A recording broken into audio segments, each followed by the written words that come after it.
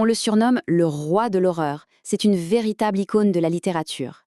Mais qui est vraiment Stephen King? Derrière l'auteur aux centaines de millions de livres vendus se cache une histoire bien plus complexe que ces monstres ne le laissent paraître.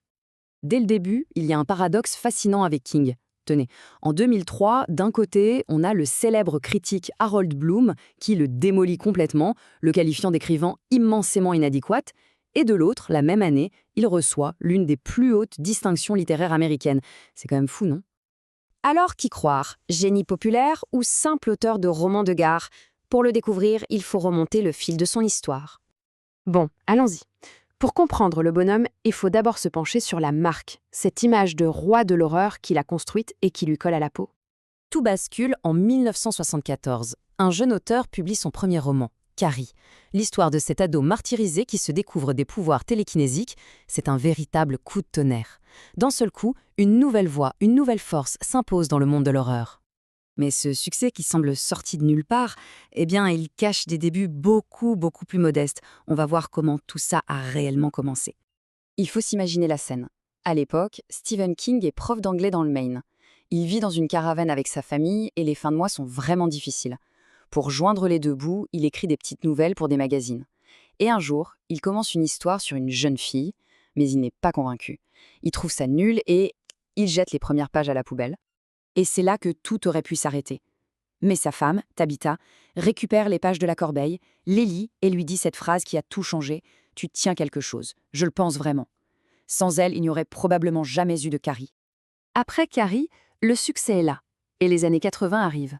Une décennie de productivité absolument folle pour King, mais aussi une période très sombre, où il va devoir affronter ses propres démons, l'alcool et la drogue. Des monstres bien réels qui vont nourrir son œuvre.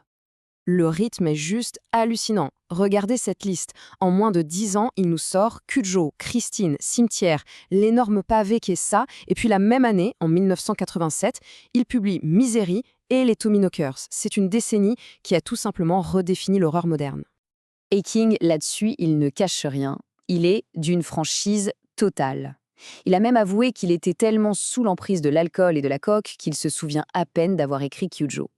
L'art et la vie étaient devenus un cocktail dangereux. Et ce lien entre ses démons intérieurs et sa fiction, il est particulièrement frappant dans deux romans publiés la même année, en 1987. D'abord, il y a Misery. En surface, c'est l'histoire d'un écrivain séquestré par une fan complètement folle. Mais en réalité, c'est une métaphore. King l'a dit lui-même, Annie Wilkes, sa tortionnaire, c'était son addiction. Sa fan numéro 1 qui l'aimait à mort et qui refusait de le laisser partir. Et puis, il y a les Tommyknockers, un livre que King lui-même a renié plus tard, le qualifiant de livre horrible, parce qu'il suite l'addiction à chaque page. En fait, c'est le roman de trop. C'est après sa publication que sa famille organise une intervention. Et ce sera le grand tournant de sa vie. Une fois qu'il commence son combat pour la sobriété, King révèle une autre facette de son talent. Une facette que beaucoup de gens connaissent et adorent, souvent sans même faire le lien avec le roi de l'horreur. En fait, il avait déjà planté une graine dès 1982, avec la publication de ce recueil de 4 nouvelles, différentes saisons. Un titre parfait d'ailleurs. On y trouve des histoires qui s'éloignent de l'horreur pure pour explorer des thèmes bien plus humains, plus dramatiques. Et c'est là que ça devient intéressant. Parce que 2 de ces nouvelles sont devenues des films cultes que tout le monde a vus. La nouvelle Le Corps est devenue le film Stand By Me. Et l'autre, Rita Hayworth et la rédemption de Shawshank, est devenue le chef-d'œuvre Les Évadés. Et oui, c'est du Stephen King. King en parle lui-même. Il dit que ce recueil lui a valu les meilleures critiques de sa carrière.